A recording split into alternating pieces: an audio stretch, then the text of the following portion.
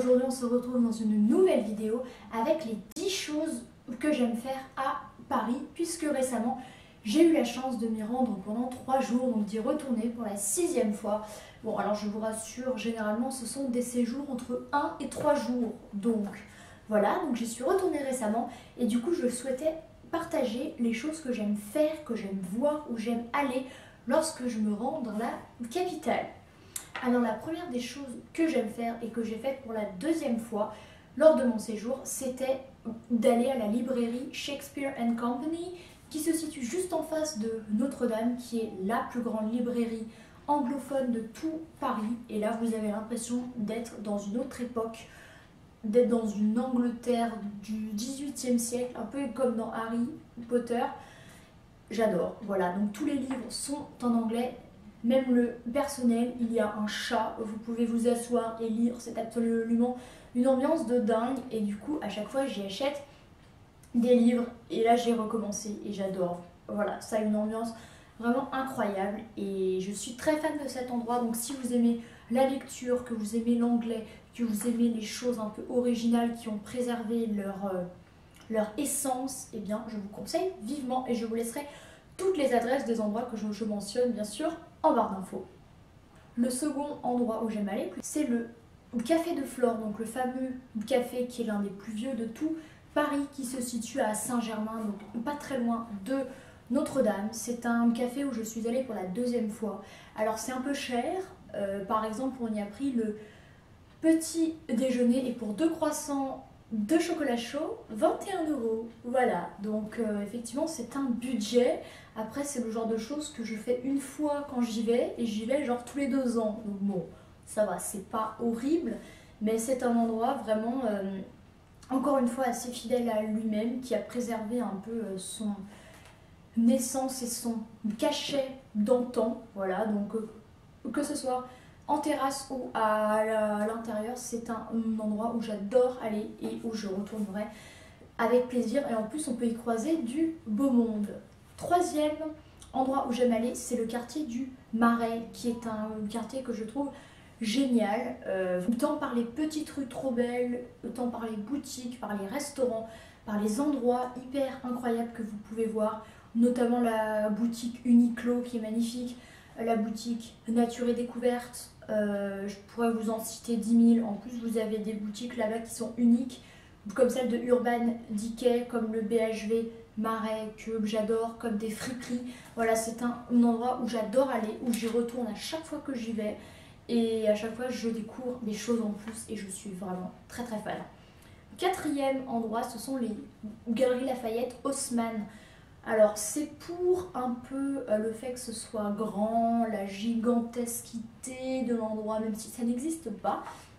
Et surtout pour la vue que l'on a à l'intérieur, où souvent il y a des belles décorations, tout ça, mais surtout pour le rooftop qui est au 7e étage, où vous avez une vue sur tout Paris. Voilà, c'était la première fois que j'y allais. En fait, je ne savais pas que c'était autorisé au public, je croyais que c'était privé. Et grosse surprise, donc à refaire. Et à chaque fois que je vais à Paris, je vais aux Galeries Lafayette. Voilà, notamment pour aller au corner Urban Outfitters et au Topshop, où je n'ai absolument rien trouvé, mais c'est pas grave.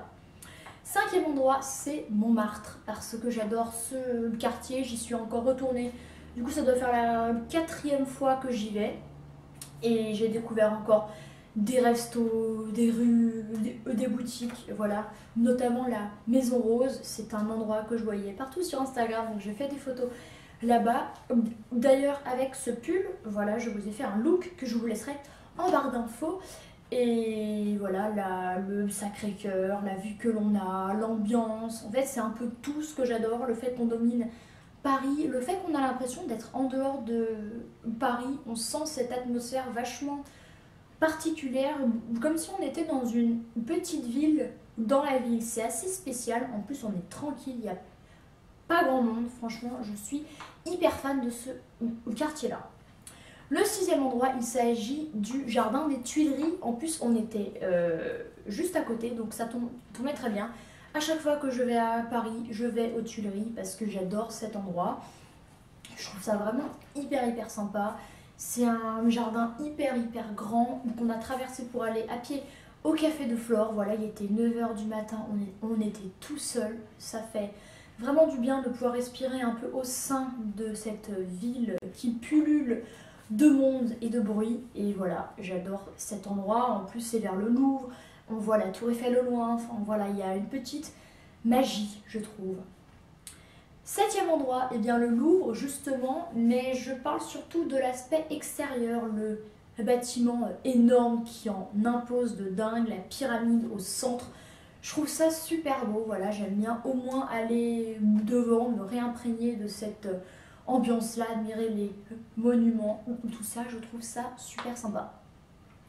Le 8e endroit qui est pas loin du tout, c'est le Palais Royal et les colonnes de Buren et la Comédie Française. Voilà, j'ai tout mis dans le même panier. Donc les colonnes de Buren, c'est un endroit où vous avez plein de colonnes avec des rayures noires et blanches de différentes tailles, où je vais à chaque fois que je vais vers la Comédie Française, ou idéalement je vais voir une pièce, même si j'y suis allée une seule fois, et le Palais Royal qui est juste à côté, où je suis allée voir également une pièce.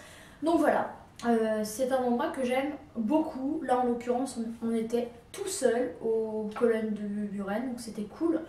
Mais voilà, c'est un endroit où j'aime beaucoup aller, où on sent, moi je me sens bien, voilà, ça fait assez artistique. En plus il y a la Comédie Française à côté, donc art, artiste, tout ça, c'est un peu dans le même truc. 9e endroit, encore un peu dans l'art, avec le Palais de Tokyo, qui en plus est très bien situé vu qu'il est à côté de la Tour Eiffel. Il propose des expositions permanentes et temporaires, donc sachez que les permanentes sont gratuites, donc c'est hyper cool parce qu'il y a vraiment de la surface et plein de choses à voir, tout ça gratuitement.